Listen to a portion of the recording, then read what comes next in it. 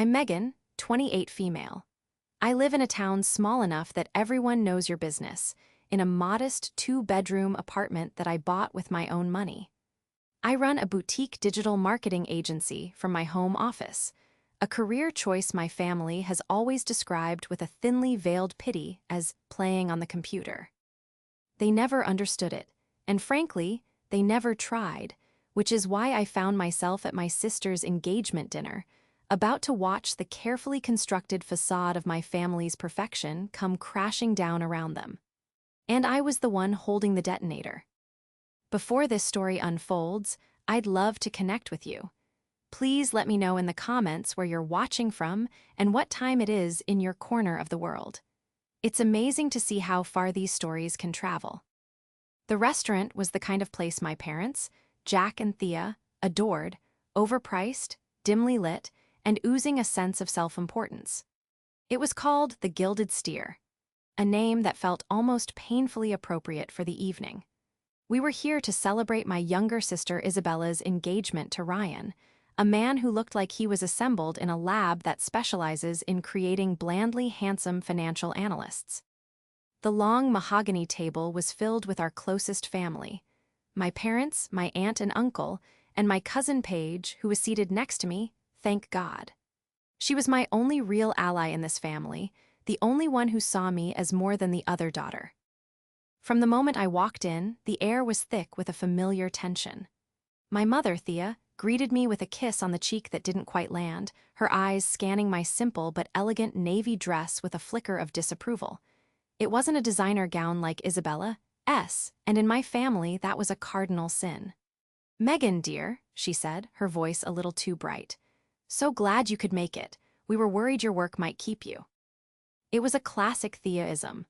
A statement disguised as a concern, but really a jab at my unconventional career. My father, Jack, the esteemed manager of the town's main bank branch, gave me a curt nod from his seat at the head of the table. "Megan," was all he said, his attention already drifting back to Ryan, with whom he was deep in a conversation about stock portfolios. I was an interruption, a background character in the grand play of Isabella's perfect life. I took my seat next to Paige, who gave my hand a reassuring squeeze under the table. "Deep breaths," she whispered, her eyes twinkling with a shared understanding. "Just smile and nod. The free food is worth it." I tried, I really did. I listened as Isabella recounted, in excruciating detail, the story of Ryan's proposal on a private yacht in the Caribbean. She held up her hand, flashing a diamond that could probably solve the national debt of a small country. Everyone gasped and cooed on cue. "Oh, Izzy, it's breathtaking," my mother exclaimed, dabbing at a non-existent tear. My father beamed, a proud, proprietary look on his face.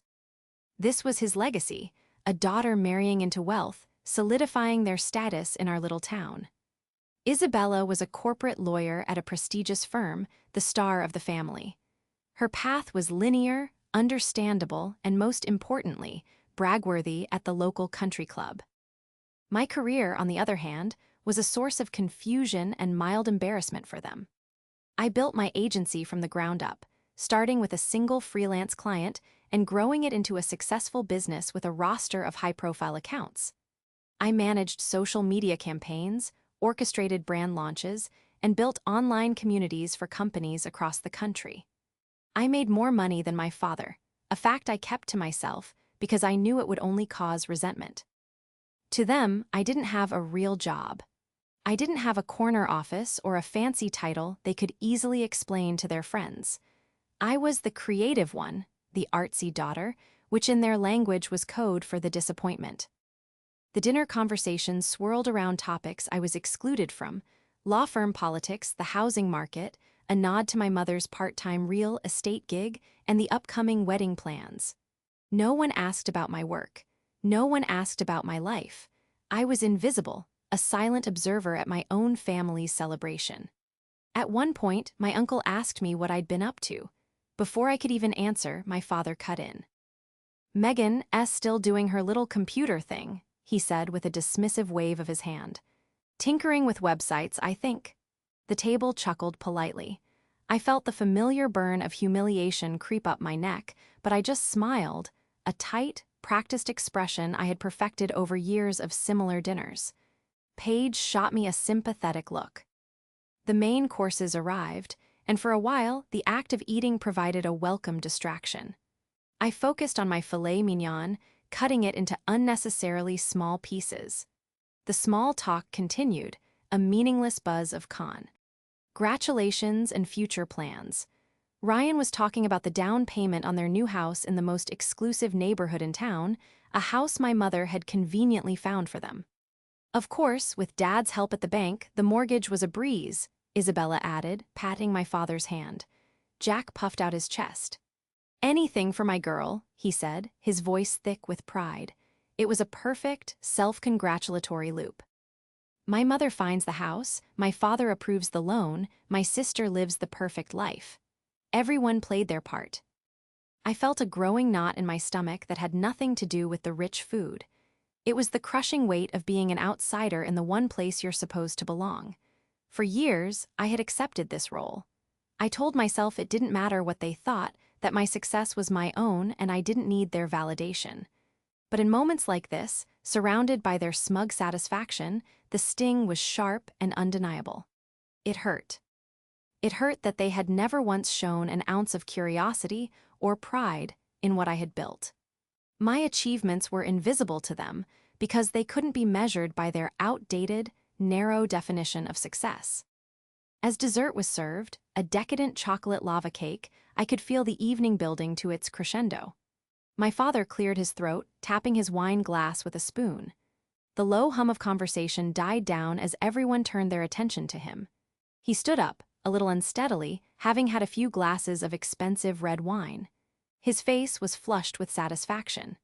This was his moment, the patriarch presiding over his perfect family, celebrating the success of his prized offspring. I braced myself. His toasts were always a masterclass in passive aggression, filled with backhanded compliments and subtle digs. I just never expected him to abandon subtlety altogether. My father, Jack, stood at the head of the table, his wine glass held high. The soft, ambient light of the gilded steer cast a glow on his face, making him look like a benevolent king addressing his loyal subjects. His smile was wide, but it never quite reached his eyes. Those eyes, a cool, calculating blue, scanned the table before landing for a brief, dismissive moment on me. I felt a familiar chill. I knew what was coming. It was the same pattern, repeated at every family gathering. A celebration of Isabella, followed by a subtle or not-so-subtle reminder of my own perceived inadequacies. "I just want to say a few words," he began, his voice booming with practiced authority. It was the same voice he used on junior bank tellers and clients seeking loans. "Tonight is a special night, a truly wonderful night." He beamed at Isabella, who preened under his attention, her diamond ring catching the light as she rested her chin on her hand, gazing up at him adoringly. "We are here to celebrate Izzy and Ryan, two bright, successful young people about to start their lives together. Ryan, son, we are so thrilled to officially welcome you into the family. You are a fine young man with a solid future." Ryan puffed up, giving a modest aw shucks shrug that was completely disingenuous. He was eating this up. "Isabella," my father continued, his voice softening with theatrical emotion, "your mother and I, we couldn't be prouder of you. A top-tier law firm, a wonderful fiancé, a beautiful new home on the horizon. You have checked every box. You have done everything right." I could see my mother, Thea, dabbing the corner of her eye with a napkin, her face a mask of maternal pride. This was their shared masterpiece, the daughter they had molded into a perfect reflection of their own values. I took a slow sip of my water, the ice clinking against the glass. Paige, beside me, had gone rigid. She knew this script as well as I did. This was the wind-up before the pitch. My father paused for dramatic effect, letting the weight of his praise for Isabella settle over the table. And then he did it. He leaned back in his chair, a smug, self-satisfied smirk playing on his lips, and said, just loud enough for the entire room to hear, "We're so proud of the child who actually made something of herself." The words hung in the air, sharp and glittering and cruel. For a second there was a stunned silence. It was so blatant, so unnecessarily callous that even the sycophantic family members seemed taken aback. But the moment passed quickly. My aunt, my father's sister, let out a short, sharp laugh as if he'd just told a clever joke. My mother smiled, a tight, approving little smile that validated his every word. And then, as if on cue, everyone turned to look at me. It was a slow, collective turning of heads, a mixture of pity, curiosity, and morbid fascination. They were waiting to see my reaction. Would I cry? Would I yell? Would I shrink into my chair and disappear? I felt the heat rise in my cheeks, a hot tide of shame and fury. My heart was pounding in my chest like a trapped burr. I looked across the table and met my father's gaze. There was no remorse in his eyes, only a cold, triumphant glint. He had asserted his power, reminded me of my place. He had won. But then something inside me shifted.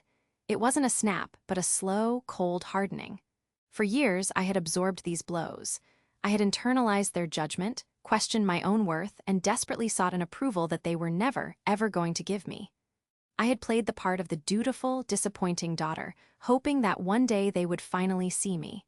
And in that moment, under the weight of their collective gaze, I finally realized they would never see me. And I was done trying to make them. A strange calm washed over me.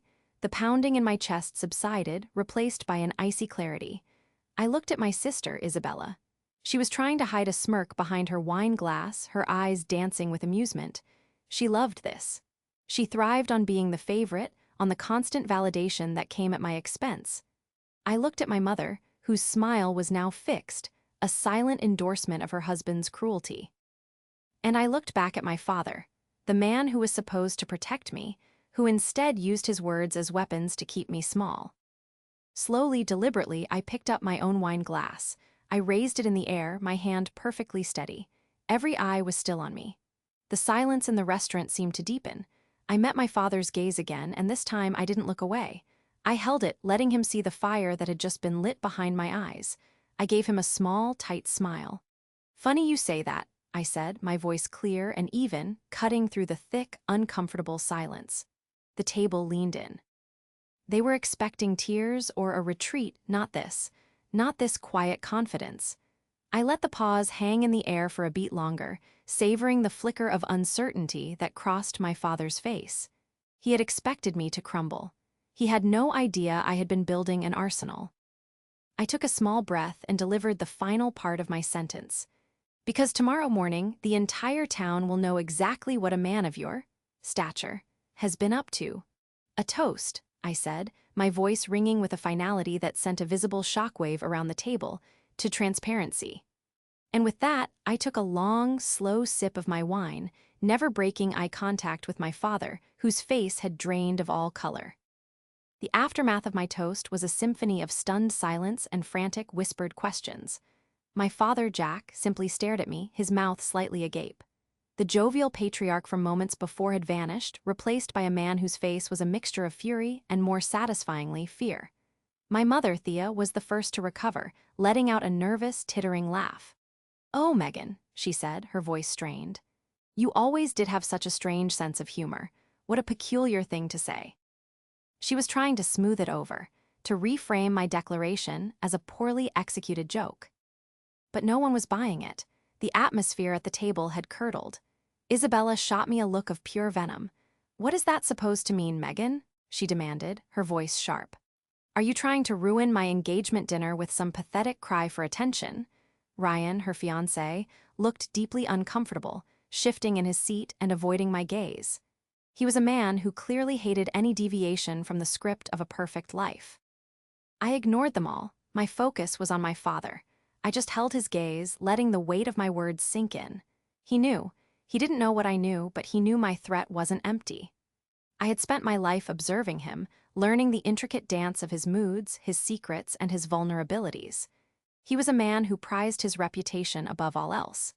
The idea of it being tarnished, especially in a town where he was a pillar of the community, was his greatest nightmare. "I think," I said, calmly placing my napkin on the table, "that I've lost my appetite." I stood up, my movements deliberate. Paige, my cousin, was looking at me with wide, impressed eyes. She gave a tiny, almost imperceptible nod of support. It was a lovely party, Izzy, I said, turning to my sister with a smile that was all teeth. Congratulations. Then I turned and walked out of the restaurant, leaving a crater of chaos in my wake. My phone started buzzing with texts before I even reached my car. One from Thea, "You come back here right now and apologize to your father." One from Isabella, "You are a vindictive, jealous monster. How could you do this to me?" And one from Paige, "Holy cow. Are you okay? Call me." I drove home in a state of calm I hadn't felt in years. It was the calm that comes after a storm, the quiet that follows a massive explosion. I had finally done it. I had stopped absorbing the blows and had thrown one back. And it felt, to my surprise, incredibly liberating. Back in the sanctuary of my apartment, I poured myself a glass of water and sat down at my desk. My work, the thing they so readily dismissed as playing on the computer, was about to become their undoing. My suspicions about my father had started months earlier, purely by accident. I managed the online presence for a number of local businesses, including a small, independent auditing firm run by a woman named Sarah. We were having coffee one day, discussing her firm's digital strategy, when she mentioned offhandedly that she'd been getting a lot of new clients who were leaving the town's main bank, my father's bank. "It's strange," she'd said, sipping her latte. "A lot of them are small business owners, all complaining about the same thing. They're being denied standard business loans, even with perfect credit and solid collateral. Then a few weeks later, they're approached by a private lending company with sky-high interest rates." At the time, I just filed it away as an interesting piece of local gossip. But then, a few weeks later, I was having lunch with a friend who owned a popular downtown bookstore. She was venting about her financial troubles. "I wanted to expand," she explained, her face etched with worry. "Build a small cafe in the back. I went to Jack's Bank for a loan, a slam dunk by all accounts, and they turned me down flat, said I was too high risk. Now I'm getting these mailers from a company called Apex Financial Solutions, offering me a loan, but the terms are predatory. I'd be in debt for the rest of my life." Apex Financial Solutions. The name pinged a bell. I did a quick search on my phone. They were a registered LLC, but the details were murky. The address was just a P.O. box in a neighboring state. There was no website, no digital footprint to speak of, which in my line of work is a massive red flag. It was a ghost company. That's when the first seed of a terrible suspicion was planted. My father was a man who loved control and money. He was meticulous, arrogant, and believed he was smarter than everyone else. It was a dangerous combination. He also had a quiet but significant gambling habit that my mother pretended didn't exist, a fact I'd stumbled upon years ago when I saw his private credit card statements left on his desk. The real breakthrough came from Isabella. My sister, for all her intelligence, was incredibly careless when it came to digital security. We still shared a family cloud account for photo storage that no one ever bothered to unlink. One night, while looking for an old family photo, I accidentally clicked on a folder labeled House Docs. Inside were scans of financial documents for the new home she and Ryan were buying. I saw the mortgage agreement, bank statements, and a document that made my blood run cold, a gift letter. It was a statement confirming a large financial gift toward their down payment. The amount was staggering, $150,000. That was far more than my parents could have afforded to give away, not without liquidating major assets. But it was the source of the gift that stopped my heart. The wire transfer wasn't from my father's personal account. It was from a corporate account belonging to Apex Financial Solutions. My sister, the brilliant lawyer, had accepted a massive sum of money from a ghost company with no questions asked. Or more likely, she knew exactly where it came from and didn't care. Her perfect life was being funded by something dirty, and she was complicit. That's when I saw her smile in a new light. It wasn't the smile of a happy, successful woman. It was the smile of someone who had made a deal, the smug, self-satisfied smile that hid 1,000 lies. She wasn't just the golden child, she was an accomplice. And the perfect facade of our family was nothing more than a house of cards built on a foundation of greed and deceit. The discovery of the gift letter from Apex Financial Solutions was the key that unlocked everything. It transformed my vague suspicions into a concrete, terrifying reality. My father wasn't just an arrogant bank manager with a gambling problem. He was actively running a predatory lending scheme, and my sister was a direct beneficiary. The carefully constructed image of our family, the successful lawyer, the respected banker, the perfect nuclear unit, was a complete fraud. Over the next few weeks, I became a digital archaeologist, digging through the layers of their lies. My first step was to learn everything I could about Apex Financial Solutions. As a digital marketing strategist, I have a deep understanding of online breadcrumbs, corporate registration databases, and the subtle art of finding information people don't want found. The P.O. box was a dead end, as expected, but the LLC registration documents filed with the state were public record. I paid the fee to get a copy. The registered agent for Apex was a generic corporate services company, another layer of anonymity. However, the name of the LLC's organizer was listed, a man I'd never heard of. A quick search revealed he was a disbarred attorney from a city 3 hours away, someone with a history of financial misconduct. He was a classic straw man, a name on a paper designed to hide the real person pulling the strings. But he had made a mistake.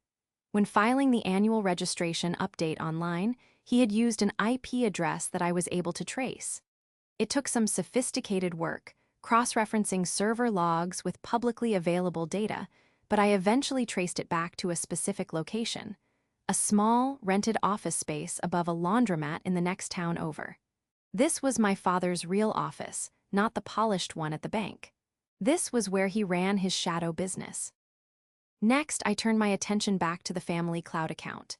If Isabella was careless enough to leave the gift letter there, what else might I find? I began a methodical search, not just in obvious folders, but in the trash bin, in hidden directories, and in the metadata of photos. It was tedious, but it paid off. I found a deleted audio file, a voice memo Isabella had likely recorded and forgotten about. The file was named Dad Lone Talk. My hands trembled as I clicked play. Isabella's voice was clear. "Dad, we have to be more careful," she said, her tone sharp and annoyed. "Ryan was asking about the source of the funds again. I told him it was from your investment portfolio, but he's a financial analyst. He's going to want to see statements eventually. We can't just have money from Apex appearing out of no." "Where?" my father's muffled voice responded. "Don't you worry about Ryan, I'll handle him. The money is clean. It's passed through 3 different accounts. By the time it got to you, it's just a generous gift from your loving father." There was a pause. "And you make sure you remember that," he added, his voice hardening. "You're as much a part of this as I am now. That law degree of yours is being put to good use, advising me on how to keep this whole thing legalish." I had to stop the recording and take a deep breath. She wasn't just a beneficiary, she was an active participant. Her legal expertise was the shield my father was using to protect his criminal enterprise. She was advising him, helping him structure the scheme to stay just within the gray areas of the law. The disgust I felt was profound. Her entire life, her success, was built on the misery of the very people our family pretended to serve in our community. The small business owners, the families trying to make ends meet. The final piece of the puzzle came from my own work. My client, Sarah, the auditor, mentioned that one of her new clients, the owner of a local bakery who had been denied a loan by my father, was on the verge of bankruptcy because of the predatory loan he'd taken from Apex. The interest payments were crippling him. He was a kind, elderly man who had run his bakery for 40 years. I asked Sarah if he would be willing to speak with me, anonymously, under the guise of a research project on local lending practices. He agreed. We met in a quiet corner of a library. His hands shook as he told me his story. He described how my father, Jack, had personally handled his loan application. "He was so sympathetic," the man said, his voice cracking. "He told me he was sorry that the bank's hands were tied by new regulations. He said he really wished he could help." 2 weeks later, the first mailer from Apex Financial Solutions arrived at his home. "It felt like a lifeline," he whispered. I thought, what a coincidence. I never suspected. His voice trailed off. He showed me the paperwork. The interest rate was an astronomical 28%. It was a debt trap designed to ensure he would never escape it. My father hadn't just denied his loan, he had targeted him.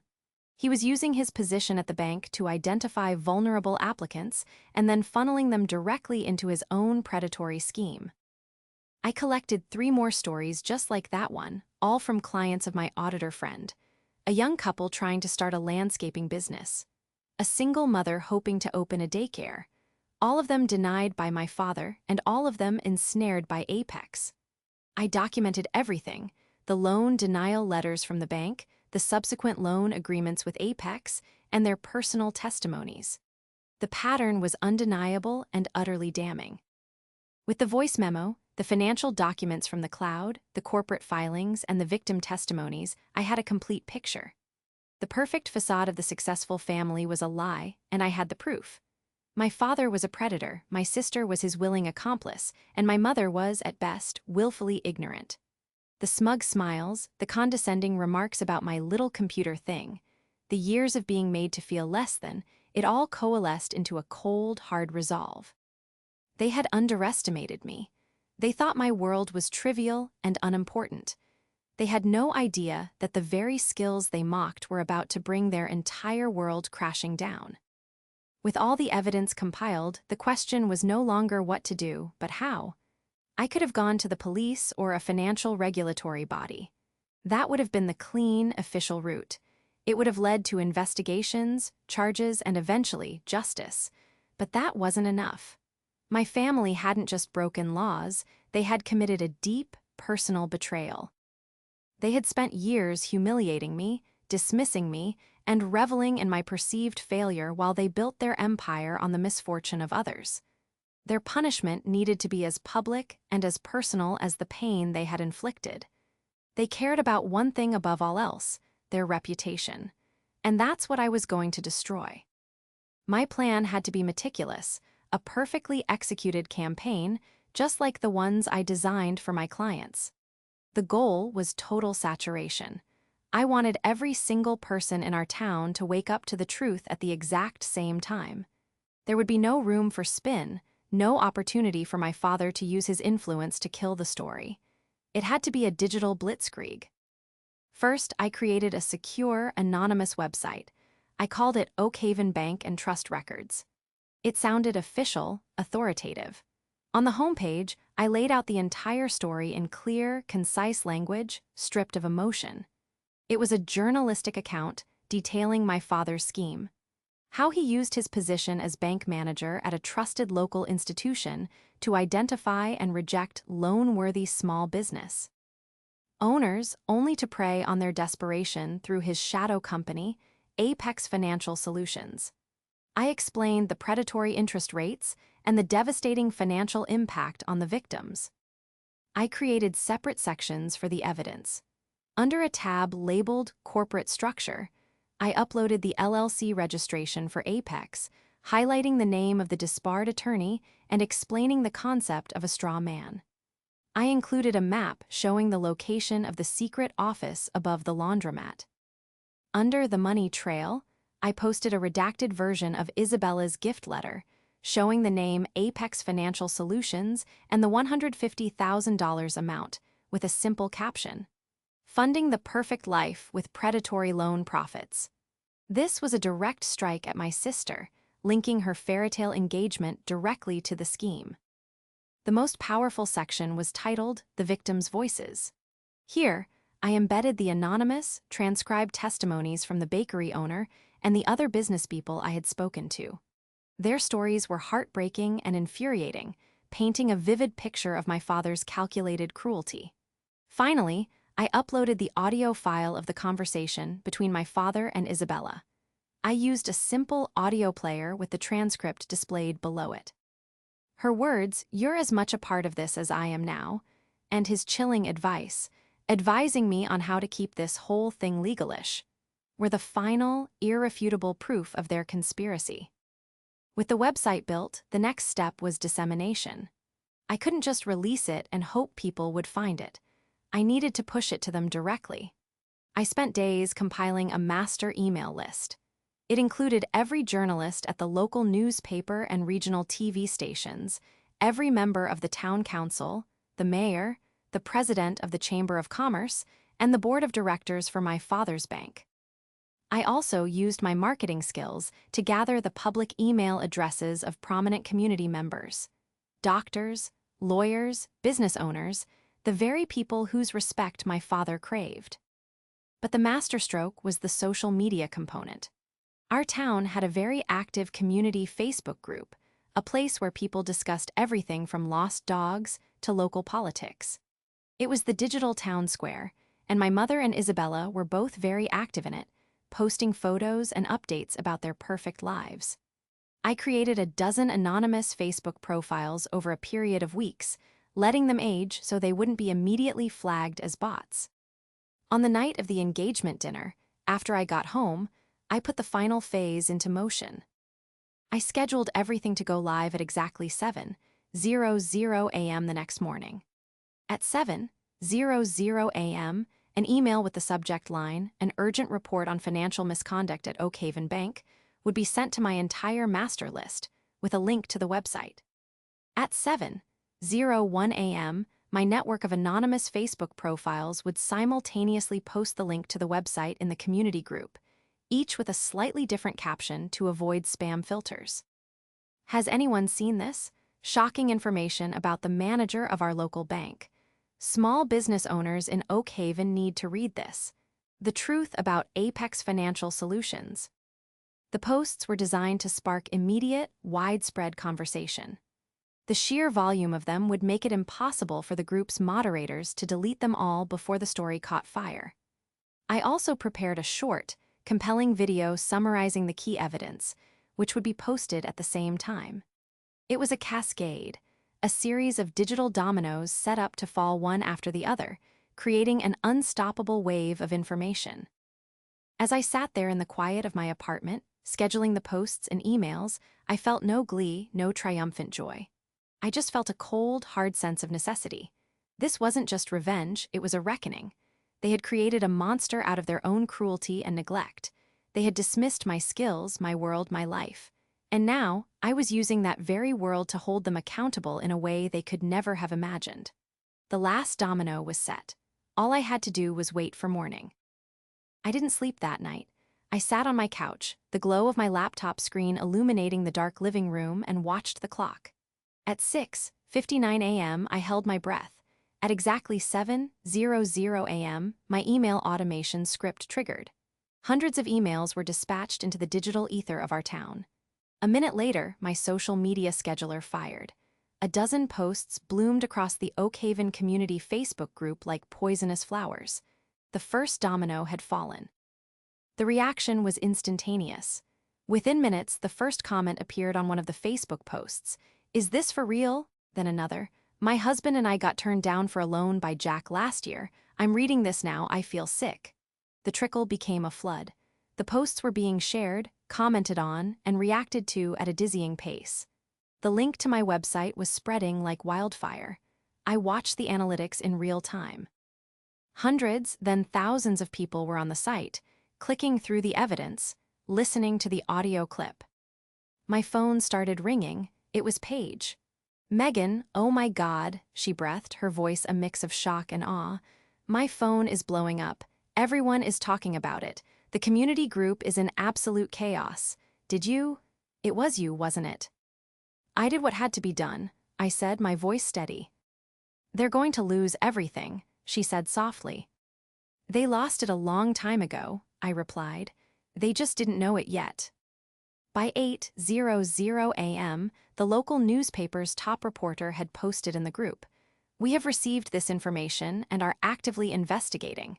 We have reached out to Mr. Jack last name and the bank for comment." The story was now legitimized. It had moved beyond online gossip and into the realm of real-world news. The real drama, however, was unfolding in my family's text chain. My phone, which I'd silenced, was lighting up with a furious barrage of notifications. I opened the thread and scrolled through the implosion. "Isabella, what did you do?" The bank's regional VP just called Dad screaming. The board is calling an emergency meeting. This is all over the internet. Thea, Megan, how could you do this to your family? To your father, he will be ruined. You have to take it down. This is a lie. Isabella, it's not a lie and you know it, Mom. I told you he was being reckless.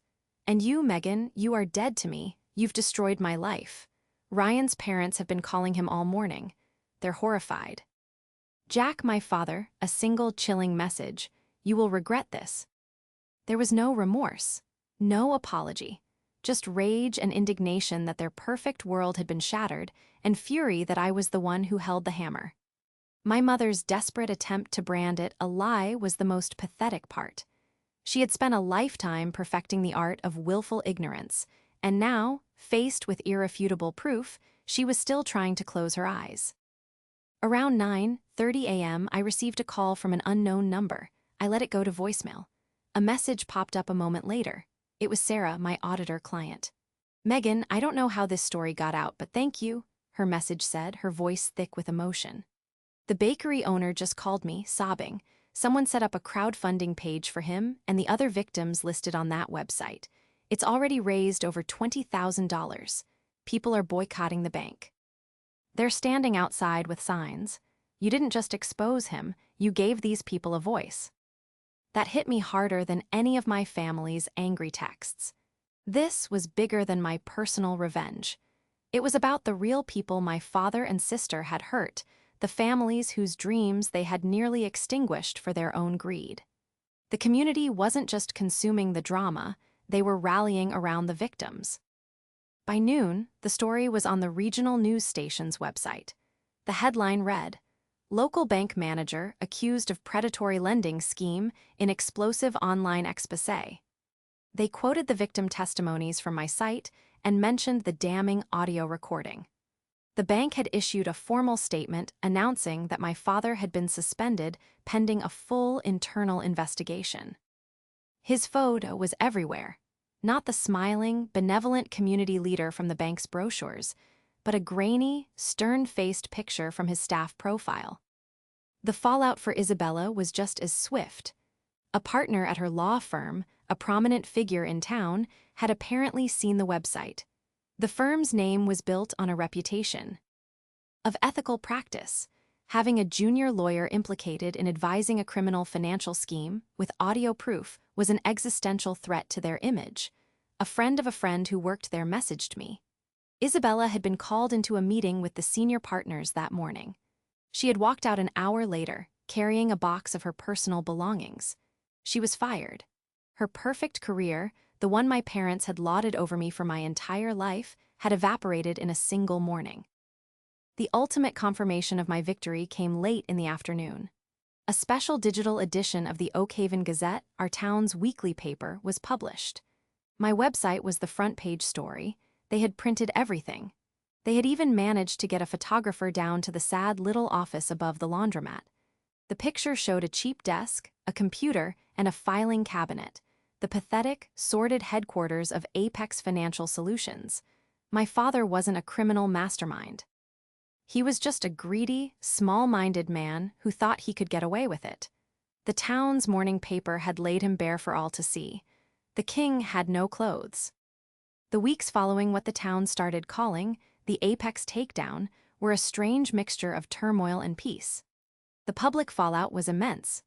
My father was officially fired from the bank, and the board of directors issued a public apology, promising to cooperate fully with the state and federal investigations that were immediately launched.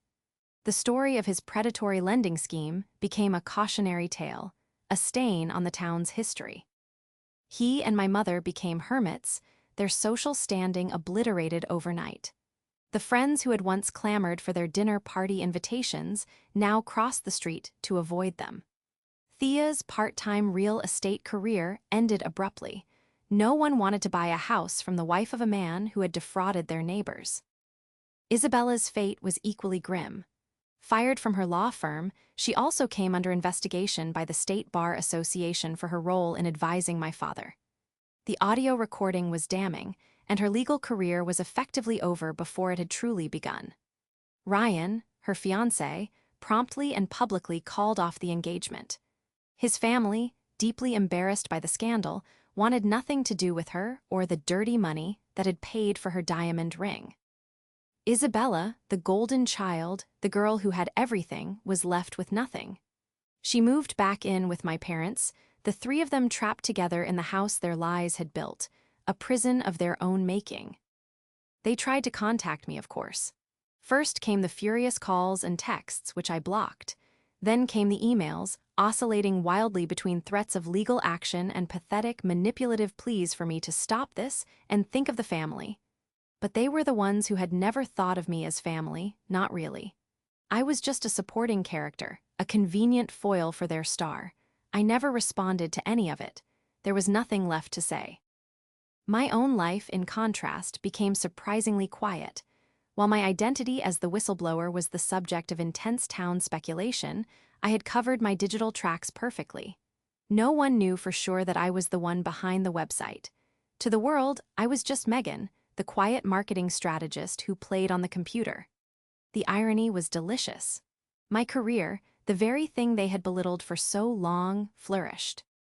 Several of the businesses that had been victimized by my father became my clients, and I helped them rebuild their brands and their futures, often on a pro bono basis. My work finally had a purpose that went beyond profit margins. The most significant change was my relationship with Paige. She had been my rock through the whole ordeal, the one person who knew the full story. We grew closer than ever, forging a bond built on shared history and mutual respect. She helped me navigate the emotional minefield of cutting off my immediate family. "They made their choices, Megan," she told me one evening as we sat on my balcony, watching the sunset. "You just chose to stop paying for them." One afternoon, about a month after the takedown, I received a handwritten letter in the mail. It was from the elderly bakery owner.